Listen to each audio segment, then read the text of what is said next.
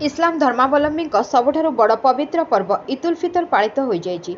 सिंदुरिया स्थित ईदगाहଠାରେ जिला स्तरीय ईद उल फितर पर्व मौलाना जलालुद्दीन खां मिफ्ताही इमामत अर्थात नेतृत्व में पूर्वाह्न 9 घंटा समय पालन हो जाइछि। सिंदुरिया तथा जिलार हजार हजार श्रद्धालु स्थानीय ईदगाहଠାରେ एकत्रित होई ईद नमाज पढ़िथिले।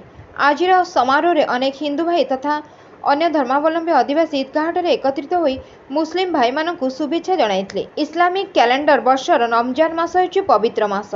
एही मासर आरंभ में चंद्र दर्शन करी मुस्लिम भाई भौणी माने रोजा तथा उपवास रखती। रातिरे सामूहिक तरावी नमाज पाठ करा जाए। मास तमाम पुण्य अर्जन करने सहित असहाय मानकु जाति धर्म वर्ण निर्विशेष दान धर्म करती। रमजान मास शेष दिन संध्यारे चंद्र दर्शन पर मासव्यापी रोजा बा उपवास भांग करा जाए।